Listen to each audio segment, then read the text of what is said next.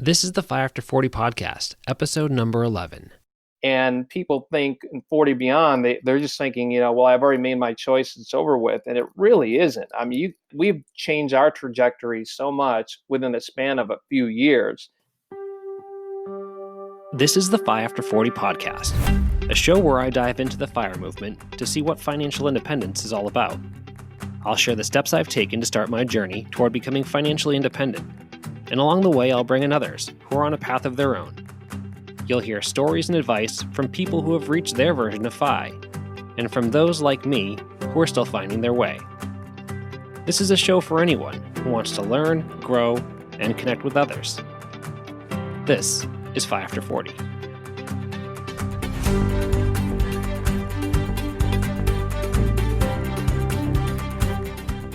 Hey, what's up, everyone? This is Ben, and you're listening to the 5 After 40 podcast, episode number 11. Today's episode features a conversation with a guest who has a great story, some really useful perspectives for anyone jumping into the financial independence movement later in life. I have Tom from the blog What the Fi. In his blog, he focuses on presenting really concrete examples, just changes that he's made as he's turned things around and gotten his finances back on track. I think he offers some really helpful tips for people who might be considering getting into things like investing in real estate.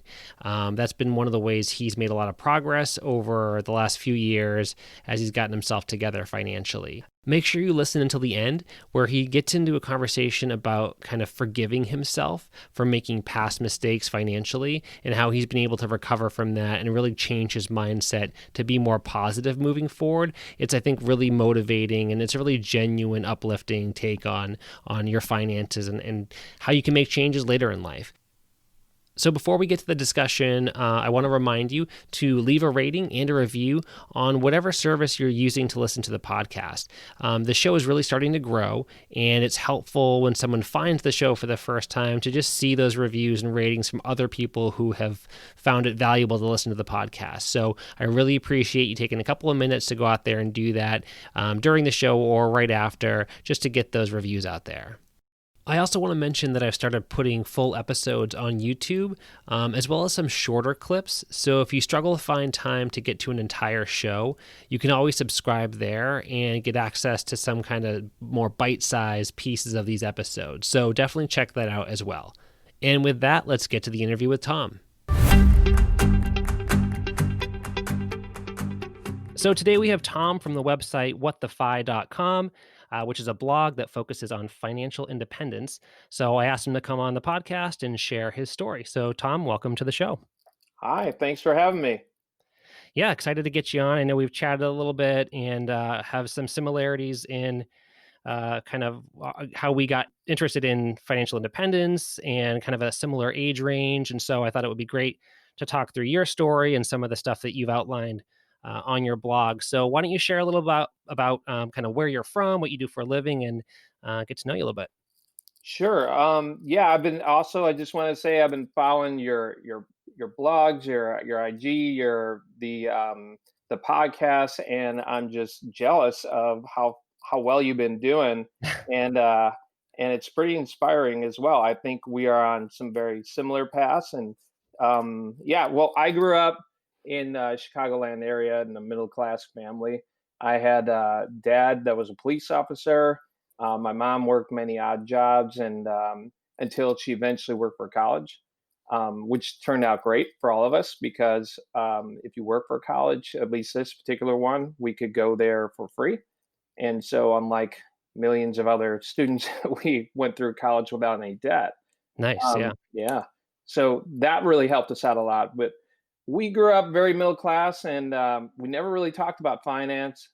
Like a lot of other middle class families growing up, money was for paying the bills. The goals were just to marry, have kids, buy a house, get a job with security. Yep. And yeah, that's basically how we grew up, and we were happy and healthy, and that's all that really mattered for us.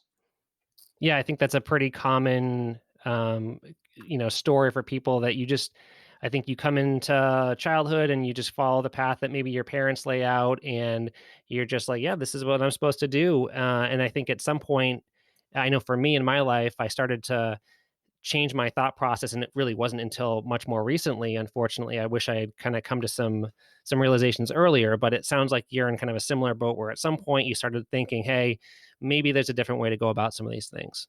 Right, right. And when I was on my path to, where I'm going to go as an adult, the only thing that my parents would instill in me, and still it's great, is to get a good job with security, have kids, buy a house, and get married.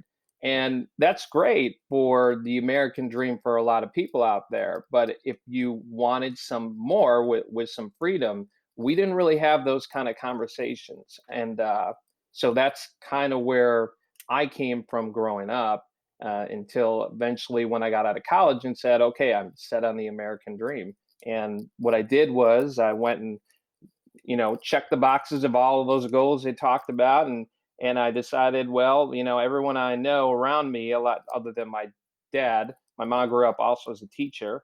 I had lots of uncles and aunts that were teaching, and I thought, well, maybe this is my path. It's got security, it's got a pension, summers off, and guaranteed income every year, and like a set income. We can't ask for raises, but yeah, and that was a path that I took. Okay, so you talk about the American dream, and that's something again that I think is resonates with a lot of different people and getting involved in the teaching profession. So as you kind of got through life and you start, you're making money, you've got a family. I know you've talked a little bit about this in your blog, but how does lifestyle creep start to come in and become something that's kind of causing some financial stress for you? Right. So I did, as I'm carrying on with the path, I married my beautiful wife, and she is we have two kids now, one 9 and one soon to be 7. Yep. And she was working full time before the kids came along, up until about our first child. And then everything before that, we just dumped into one bucket, one particular checking fund. And we never knew, we had no goals, we had no budget. And we were able to pay for most things that we wanted. And we wanted to go on vacation, we did it. And we were fairly disciplined with debt. But I mean, we paid it off, but we ran up some bills to where some we had to carry over. And but when she quit her job eventually to stay home with the kids, eventually that lifestyle creep set in, and we got car leases. We bought a couple of houses as we moved up. Each time we had a house, we thought we need more square footage and Yep. Yep. subscriptions, you name it, to the point where all of a sudden I just started looking around and realizing we are living month to month with our paycheck. And I had no idea how it was leaving us every single month. Yeah, and I know from personal experience, when you have kids, that obviously adds expenses, and you do want to try to keep up and provide a good space to live, and you've got to get a bigger car to drive them around, and so all of a sudden there's these additional expenses that are worth it because it's obviously worth it when you've got those kids to support.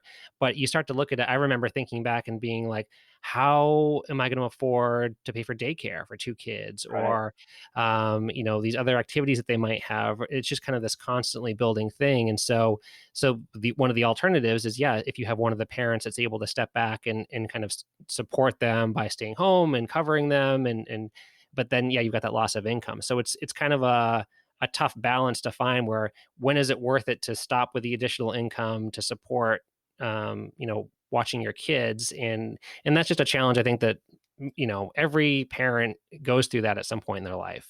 Right, right, and it's a bad mix of not just, I don't wanna say because my wife stayed home, that's the reason why this happened. It's just one of many things, not having a Yep. budget, not knowing where every dollar is going to, having multiple subscriptions into crap in your life that you didn't need. It all Yep. added up to all of a sudden we were I just by the time I got to my 40s, very much like what you write about and talk about, I started realizing retirement isn't that far off. And I started feeling unhappy at my job, started looking into other jobs, and then realizing very quickly no one's going to hire a 20-year teacher, at least for the matching the same salary as I wanted. And starting over just didn't seem right. I had a pension also that I was about 15 years away from. I couldn't walk away.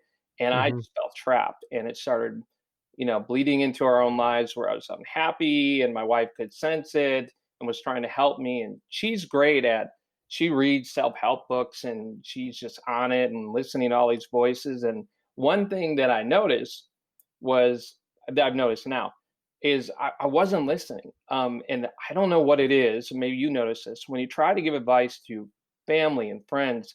A lot of them don't want to listen because I think it's the ego in us all. And I felt that she was telling Yeah. me all these things that I'm buying into now. That was just dismissing. And so it really helped when I found that connection within books or within podcasts that started letting me see these voices outside of me that really, is what my wife was talking about all along. Really buying into the growth mindset and taking control of your life. Yeah, 100%. Yeah, that's a really interesting point. I've definitely found that in my own life, whether I'm trying to share a perspective with someone else or vice versa. I don't know. People aren't really open to hearing, unless they're seeking advice. They're definitely not open to receiving it. And so you really need to come to that realization on your own. And then, yeah, often in retrospect, you're like, wow, I've been hearing this actually for a while, or I kind of Mhm. knew this a while ago, but I just never Right. accepted it or went with it. And it's like, oh man, I really wish that I had listened to my wife or my dad or my Right. friend whenever they told me that. Yeah, and I and she laughs at me now because I come home so frustrated where I'm telling other teachers about, here's what you need to invest in, here's what you need to do, and they're not listening. And she's like, I've been doing this to you for years, and you're not listening. So I get it now. It's more about, when people ask and how you do it or how you change yourself. I have to really show it rather than just explain it. Or what I'll do is offer books that I've read and people that I've listened to, like Yeah. yourself. Yeah. Yeah, absolutely. Yep. And I think here, when you're reading something or hearing it, and if you're listening to a podcast where someone's giving you information about financial independence, they're not, it's not being directed specifically at you. So you can kind of like absorb it Right. without the defensive part of it that would Mhm. normally kind of put up that wall where you're like, I don't want to hear about, not buying a new car. Like I want a new car. Like if you're telling me to do that, I'm automatically going to feel like you're criticizing me, and then I'm going to kind of shut that door on you. Exactly. Exactly.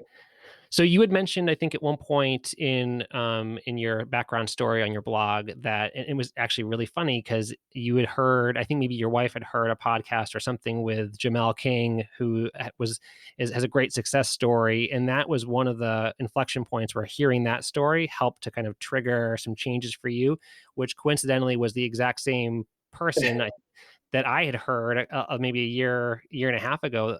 I don't know if it was the same interview or if it was just a different one, but it was the same person talking about the same thing. And that was Right. the first time that I had started really thinking about specifically real estate investing, but that ended up leading to a lot of this financial independence stuff. Exactly, exactly, and I'm so glad you pointed that out. I think it was a couple of weeks ago. You said, "I know who this guy is," and you Yeah. reminded me of his name because I could only remember. I think he goes. His marquee is a 9 to 5 millionaire, and he is a former Chicago cop, or he's still a cop. And he also was in a very similar situation in terms of a midlife crisis. He needed something of more security that rather than just hoping that he'll be around at this job for 20, 30 years. And he was just being interviewed and talking about this thing called passive income. And he was getting it through real estate. And I had heard those words before. Obviously I knew real estate, but passive income, I didn't really understand it. And then he just said these words like, I'm making money while I sleep. And that just resonated. That just Hmm. stuck within me like that's what I want to do. I was always interested in real estate, but I was thinking I can't just make that transition into being a realtor. But this was one way in, and that's also where I really haven't listened too much with him afterwards. He was just the one gateway of a guy that was like, I'm on A and he's on B or C, and I could really get that buy-in. I now read from and listen to Grant Cardone, Bill Gates, Warren Hmm. Buffett, but those guys are like from A to the moon. Right. That wasn't going to be that buy-in. So he was perfect to listen to go, okay, maybe I need to invest a little bit more. Yeah, I think it's really helpful to hear people at different points on the path, and that's something that I've thought about even before I started writing and doing this podcast is just, you can be at all different ends of that road. And yeah, it's really cool to read about Warren Buffett or Grant Cardone or some of these people that are cajillionaires and they've done all these great things and they can give you some really solid advice and it's a good foundation to work from, but it's almost so far out there that it's Right. hard to connect. So it's really nice to hear from different people that are at all those different points to see, yeah, their story is pretty similar. And I think once you kind of normalize some of those things and realize, wow, that's not that unrealistic for me to maybe jump into at least buying a multifamily and seeing where it goes from there. Right. Hearing those examples is super motivating. Right. And I think that's where I find myself, even though I listen and read those voices all the time. I love listening to podcasts like yours and others that don't seem, too far off. And we're all in that we need to get back to our base level to say this is possible. And we're all still trying to figure it out as we go along and just Mhm. need to and get that support system. So I know that for you, that reading has been a big part of your education with this. So how have you used books? And you mentioned podcasts, but particularly books. I know there's a bunch that you've read. You've talked about a lot of different ones you've read. So how has just reading information? How has that helped to spur you forward and educate you with some of these topics? Sure. So one of the mistakes, boneheaded mistakes that I made through before I knew FI was buying a house that was an hour away from my work. And I don't mind the drive, everything else, but that's a whole nother issue. So when I started this transition, boy, I wanted to change everything. I wanted to, sell the house, go and get another job, cash in our retirement and buy a house. So we'll get into that. But the whole thing was my wife put a break on that and said, no, first you need to learn more about this process. And I did. I used that hour long drive for my advantage by just listening to audiobooks. And I've read all the time before, but this was like my FI 101, if you want to call it. So on the hour long drive to work every day, I've listened to probably a year and a half to about 50 books or so and read others as well on my off time. And it all started, I would say, right after digging into FI. I started with Rich Dad Poor Dad. I just grabbed a list of books, like I'm sure you have, and said, Hmm. okay, which one to start with? And that one just blew my mind.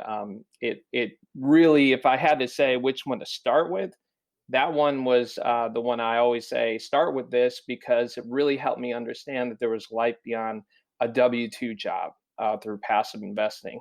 Yep. Um, yeah, and from there, if you want to talk about real estate and you want to learn more, I just dug into the book on rental properties with Brandon Turner, dug into the Bigger Pockets community, Millionaire Real Estate Investor, Set for Life by Scott Trench, Long Distance Real Estate Investing by David Green. All of those guys, they really helped me not only find the why, and uh, this is important in terms of passive investing, but also set a plan for me. I think Rich Dad Poor Dad's good for the why, but the Yep. rest kind of really laid the path. So yeah, with Rich Dad Poor Dad, I think totally agree that that's a great starting point. It's so focused on changing your mindset that that's a great way to open up to those more tactical guides that you'll find in some of those real estate books or some of the other authors that talk more about here are specific action steps. Rich Dad Poor Dad is a great intro to just start thinking about the concepts of having money work for you as opposed to you working for money. So I think what I can do is touch on those in the show notes, some of those different books. But yeah, I'm on the same page where I've been using audiobooks during my commute. Not as much now because we're stuck at home, but Mhm. when I did have my commute before, audiobooks are a great way to fill that 45-minute to an hour commute. Right, right. And from there, if someone is like, I'm not into real estate, I think you can get some really core good ideas from Rich Dad Poor Dad and take it from there. I also strongly believe like why they should read is you need to find which strategy works best. And those books I mentioned are real estate. But I also notice like, hey, he kind of assumes you have all of your stuff together in terms of saving and debt and everything else. And Hmm. so I found those other voices like The Total Money Makeover, Dave Ramsey, which is a perfect book for the person who was financially literate like me at the time. It gives you a complete kick in the butt. Like, here's what you need to do, and here's a plan. And some people really need that. Um, and then I started reading Retire Before Mom and Dad by Rob Berger, The Index Card. And they really tell you, your the basics in life. This is absent of real estate. Here's what you need to do for debt, for savings rate. Then I didn't really understand in terms about portfolio investing. I left it all to my active management, found out Hmm. I was getting robbed through expense ratios. Yep. And I found those voices that I didn't need this, at least for me, at the choices they gave, that I could go through index investing. And I learned a lot of through that, but I pretty much stick to the philosophy of the Little Book of Common Sense by John Bogle, who is like the godfather of index funds, and The Simple Path to Wealth by J.L. Collins. And from there, I also, from motivation, self help, Grant Cardone, 10x rules, Start with Why, Simon Sinek, I think is the way you say it, right? You Are a Badass by Jen Sincero. All those books, they just, in general, they help me, show it's possible with different strategies, help find my why, showed me paths to take, and most of all, it just let me know that I was in control of my life. That no more Yeah. fixed mindset, blaming other people. Just turn to a growth mindset. Yeah, those are great resources. I had asked this on Instagram a couple of weeks ago, and I just was like, Yeah. "Hey, what books have people read that have really helped to kickstart their journey?" And I got so many responses. I think I got like 30 something books that people had posted with a few of them were repeats with like Rich Dad Poor Dad, but a Millionaire Makeover, I think, had a bunch of those, but there's a lot of unique ones in there. So there's just so many Mhm. resources. In some ways, that's overwhelming. It can maybe people might hesitate to start, but I would just say, you know, it almost doesn't matter. Like, just start chipping away at it. You're going to get Right. something from all these, and some of the books are going to overlap with some of their topics. But I think that's Mhm. really good because, like, just hearing something once, it doesn't always. You might understand it, but it doesn't really sink in until you've heard a couple of people talk about it. And so when you see these, oh yeah, index funds, those are. It's a really simple way for me to invest in the entire stock market, and I don't have to pay this person you know, Right. a fee to kind of manage everything for me. And I think like investing, same for me. For such a long time, I just went with whatever my company's general fund was, and it was like a million different things, and it was so much that I didn't understand any of it. I'd heard a lot of the words before, but I didn't know what they really meant, and so I just kind of let it sit there. And then I started hearing, yeah, Simple Path to Wealth is a great example. Like, wow, index funds are really simple and straightforward, and it's probably which you would think the stock market, the more complicated, the better your returns are going to be because it means you Mhm. know more. But really, you can just keep it really simple, and that's probably the recommended way for most people to go. Right, and that's what they taught. These books, and specifically A Simple Path to Wealth. I'm a big J.L. Collins guy, and he says in the book that it is meant to be complicated, so it can transfer the money into Wall Street's hands rather than yours. Hmm. And I'm not saying that there are no people out there that don't have your well-being in mind. There are great fiduciary advisors out there. I'm just saying that there is a large amount that are just out to put you in the highest cost fees, as my school district is doing, and try to get as much out of you as possible. I realized that when I was learning all these things, I would always call up the advisor, and he would just give me every complicated answer to what he was doing. But the one thing I noticed first off was every time I called him, he didn't know who I was. He was Hmm. just looking up, "Hey, who's this guy?" And I'm sure he's going through a, Rolodex of names, and he probably has a set amount of things to say. But Hmm. when I was this time secure enough to say, "Hey, this is my goal, and here's what I see you doing, and what are the expense ratios," he started becoming quiet. He started realizing, "Hey, this guy knows what he's doing." He eventually, believe it or not, told me, "Look, I just put you in a very safe strategy, so you most people don't complain that they're losing money because they don't understand the market like you do. Hmm. And what you're thinking about going to index funds is a good strategy." and that was my cue. I'm like, "What am I doing here?" Yeah. And yeah, I'm just taking control now. Wow, that's crazy. Yeah, I think that's I remember hearing a similar story. I think it's, Quit Like a Millionaire, or it might be the book. I think it's, like, Christy Chen maybe. Great book. Yeah, and I think she had a similar story of going into, like, a bank and kind of laying down, like, "Hey, this is what I wanna do," and, like, they didn't know how to handle that conversation because nobody comes in and Yes. knows what they're talking about, and it's almost like going to, like, an auto shop, like, you're not the expert, you just go along with whatever they say because it's you feel dumb if you're like, "Oh, no, I'll let my brakes go, or I'll let my air filter go a little bit longer." You feel like, I'm a irresponsible person, so I'll just go with whatever they suggest, even if you can't prove or disprove that there's an actual issue, but it's the same with some of this investing, you Yeah. just roll with it. Yes, exactly. I still unfortunately go when my car has a breakdown, I don't know what they're talking about, and I just Mhm. hand over the money, and I feel like a fool. Yeah. But yeah. So this is great. You've got some. I know that there's some specific things that you kind of chipped away at as you started making some transitions in your life. I know you mentioned a little bit about just kind of getting debt cleared out and then focusing on net worth. So what are some of the things that you did to start to tackle, getting rid of debt and increasing just your general net worth? Okay, so like one of the first things we did was, well, I let my emotion. I got so excited with what I learning. I really needed to hear that other voice from my wife to slow down. And Whether or not if it's just you or whether you have a partner involved, the most important part, especially if you have a partner, is that you slow down and you get on board with a plan.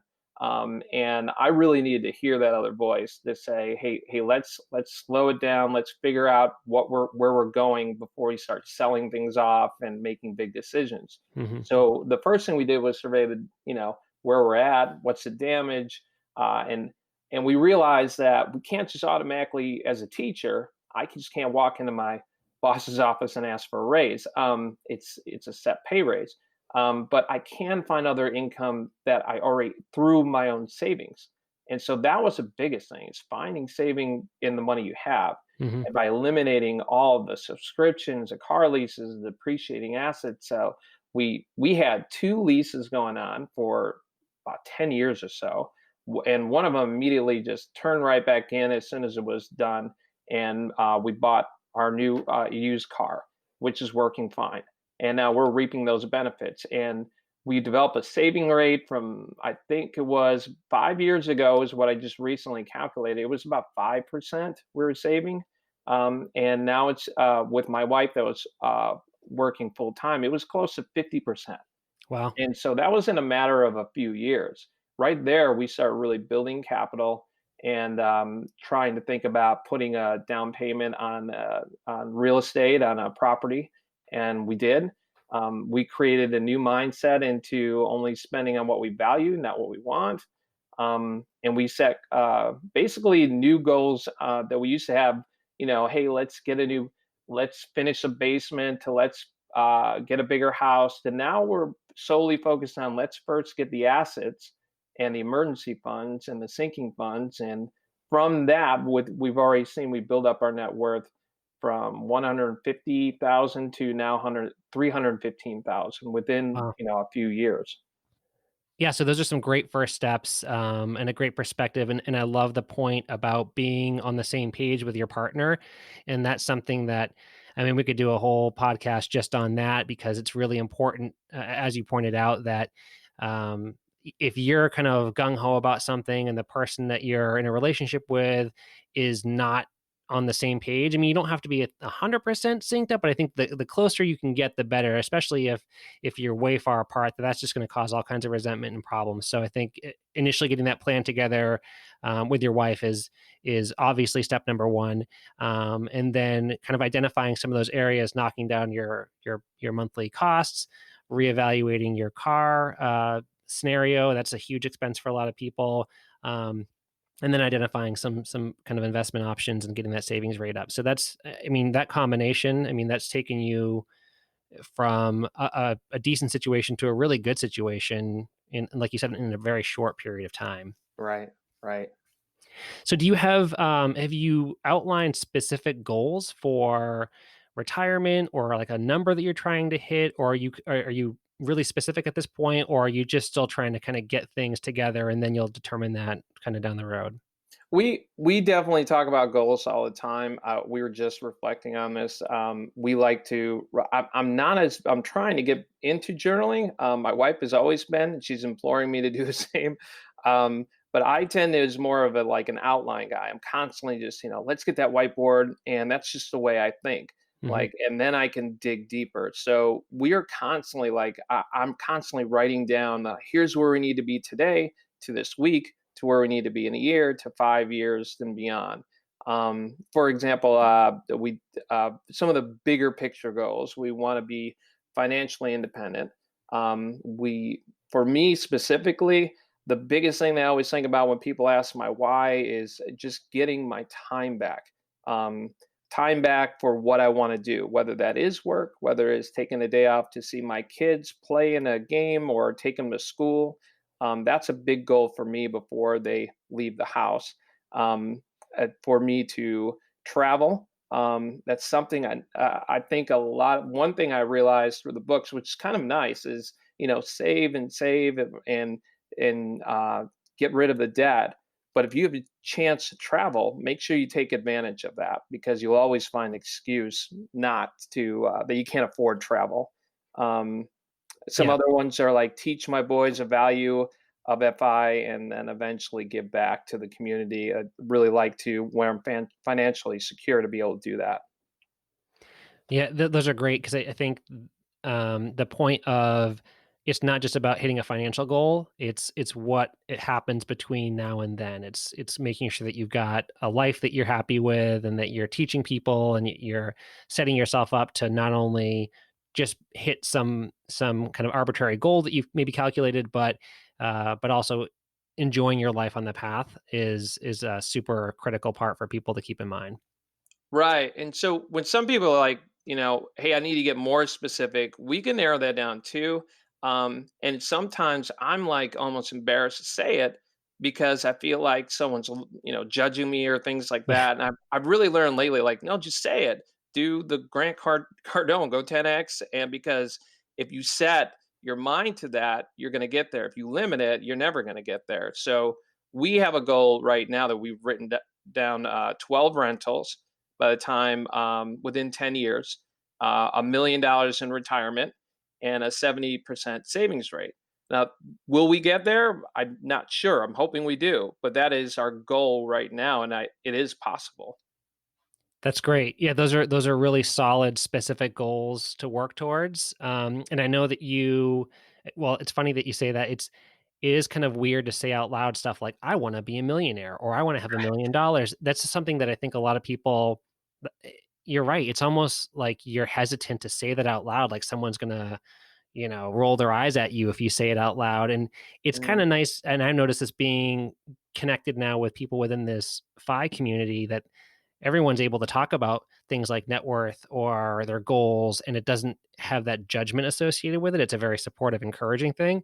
It is still a little harder to bring that outside of that circle and maybe say it to like your family or your friends. And so you have to be careful about how you broadcast it outside. But yeah, I think those are all healthy things to aim for. And if you don't have that number in mind, as much as you do want to have the path to get there be enjoyable, having some goal is definitely going to be helpful. Even if you don't hit it, even if you end up with 10 properties, that's still better than no properties, right? right, So, right. having those lofty goals, you're going to, even if you fall short, you're going to be better off than you would have otherwise. Yeah, so like you said, I mean, we set those goals, and on our path, we were supposed to have 2 to 3 rentals by now. Well, we also the other thing that I've learned is it's okay to be flexible. And we did not expect what's going on in the world today. We did Right. not expect my wife to temporarily lose her job. We're hoping she gets it right back.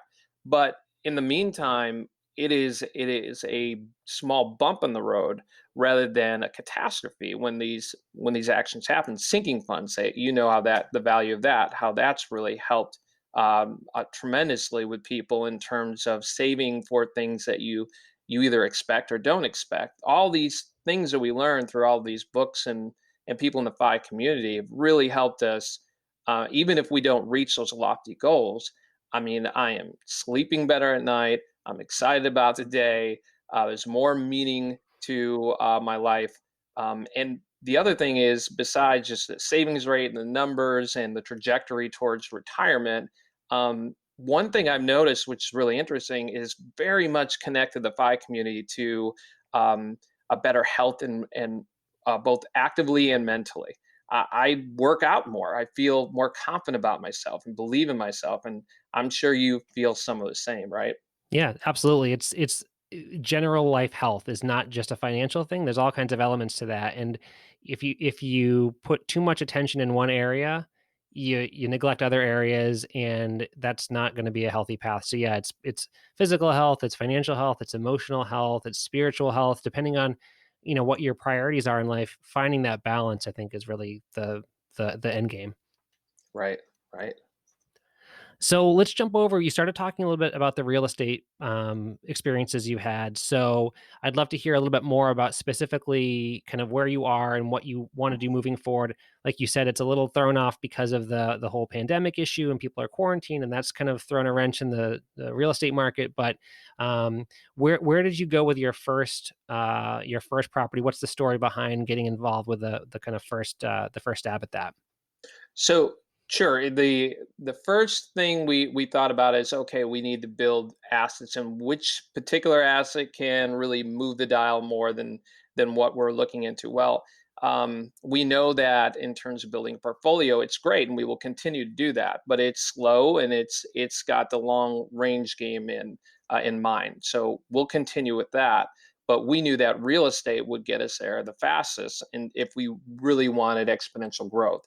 And so we started just really focusing on that. My wife was on board, and we built capital for down payment. We were sure we wanted 20% down. Read a lot of books about doing less, but we thought for our first one we should have that for that security.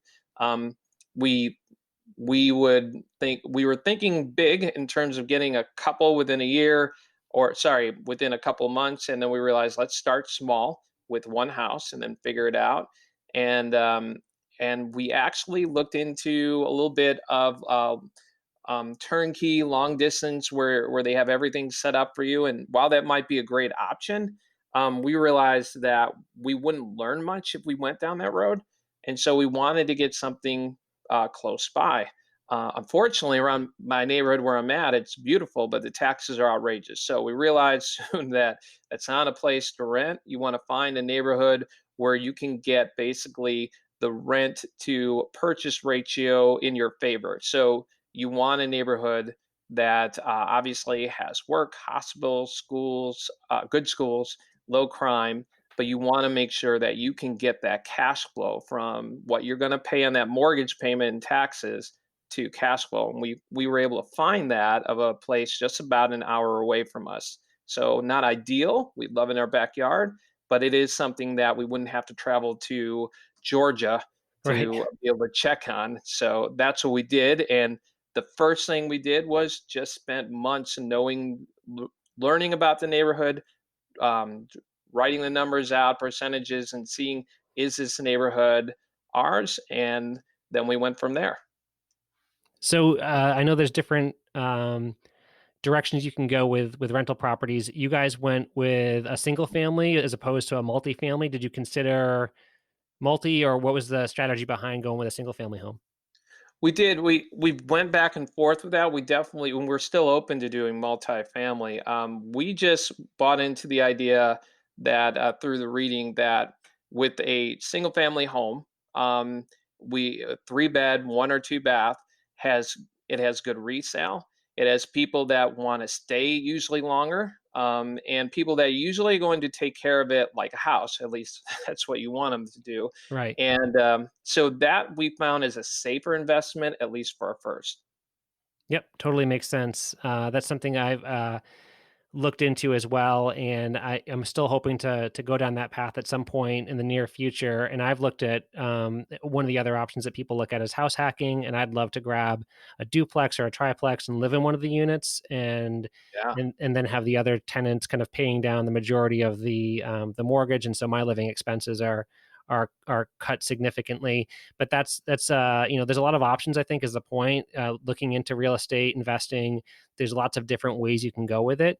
As you mentioned, there's lots of good resources. Bigger Pockets is one that I've spent a lot of time on myself, and there's a million podcasts and books out there, and I think um, again, that can get a little overwhelming. So when you started looking at some of these properties and trying to simplify things, what are some of those kind of simplified rules of thumb that you've used to quickly assess if these kind of investments are going to make sense for you?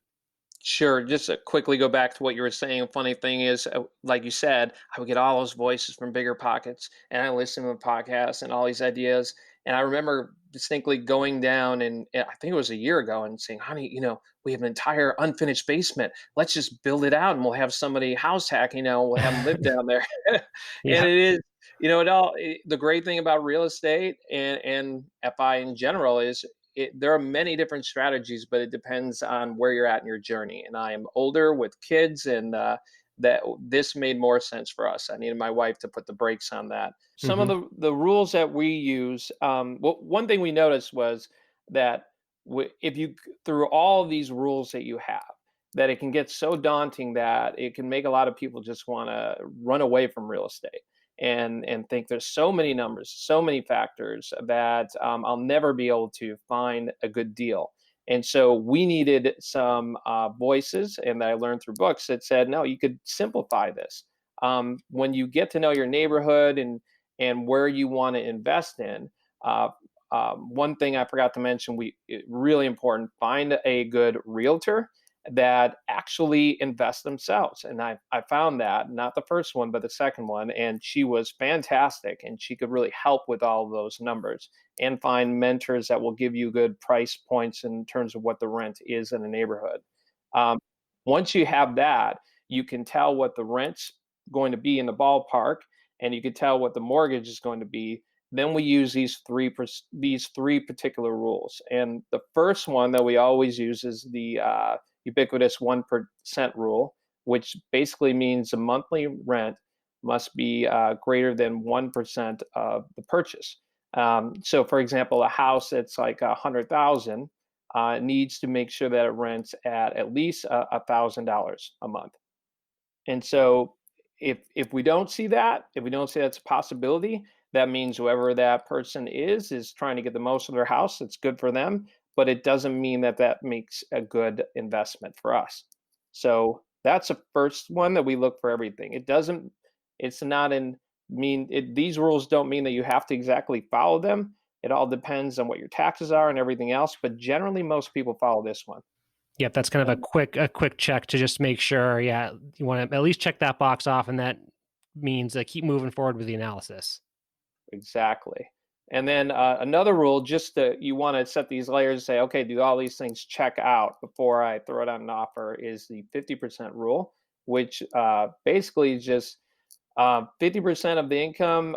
You find the rent, and then you just think, okay, 50% of that rent will go to operational expenses, taxes, insurance, repairs, capex expenses. So you only focus on half of it, and then you just subtract the mortgage, and you have your cash flow. So, for example, if a house rents out at 1,500, half of that is 750. You just say, let's say the mortgage is 500, so 500 minus 750 is 250. And that just gives you a ballpark of your cash flow. It's not set in stone.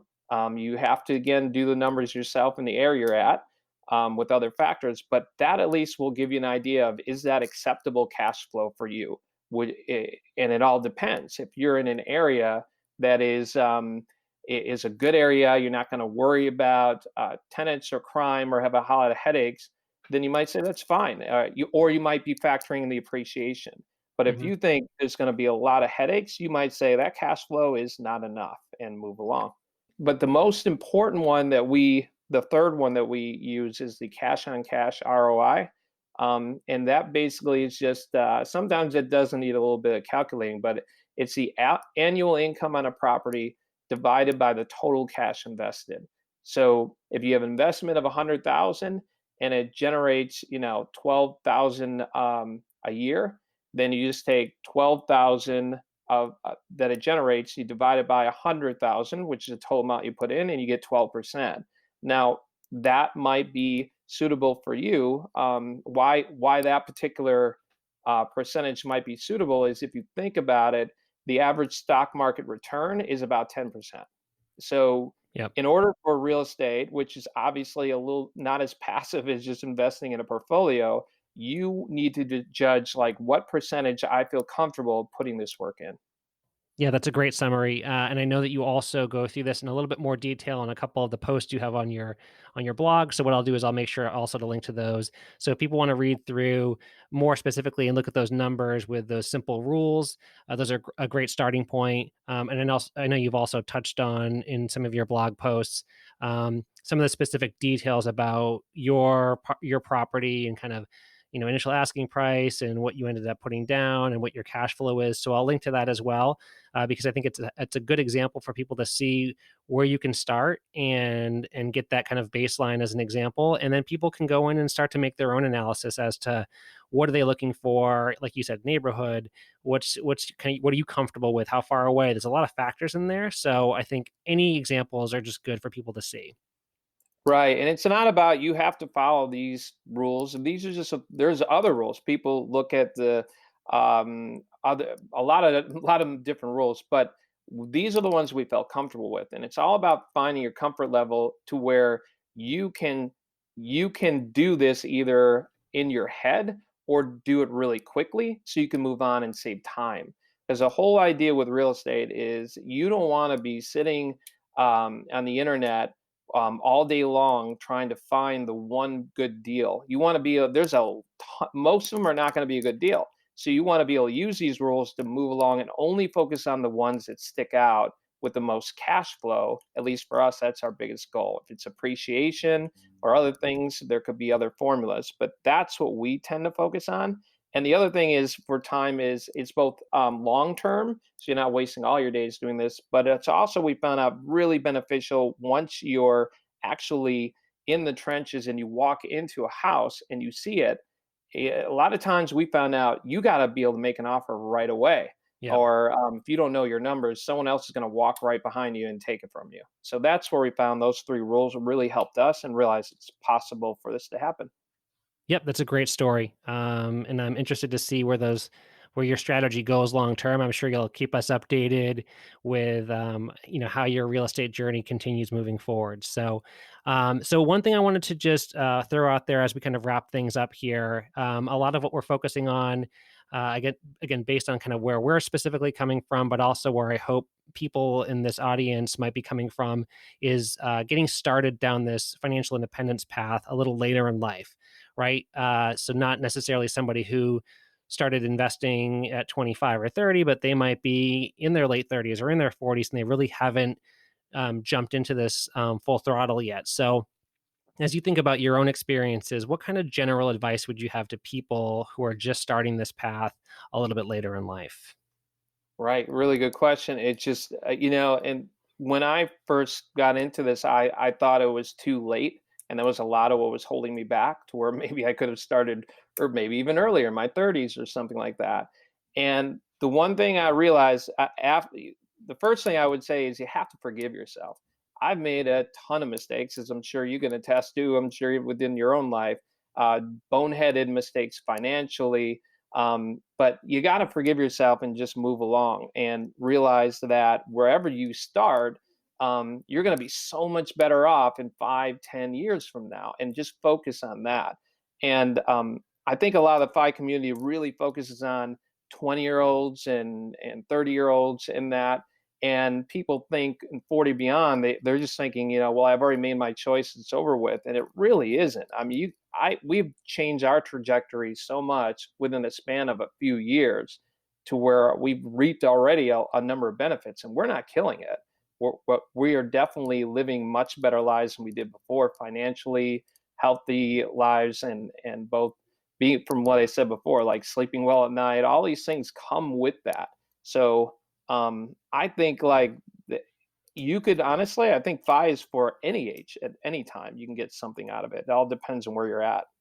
Yeah, that's great advice. I think that's a really positive perspective. And Yeah, forgiving yourself is a great first step because like you said, it's very easy to just throw in the towel and say, "Well, I'm in debt, I'm paycheck to paycheck, that's just life and I got to just muddle through it." But you make choices every day. You've got opportunities every day to change your trajectory. That's a great word for this. And you start to make small changes over the course of several years. That the growth from those is really impressive. And I think that your story is a great example of that.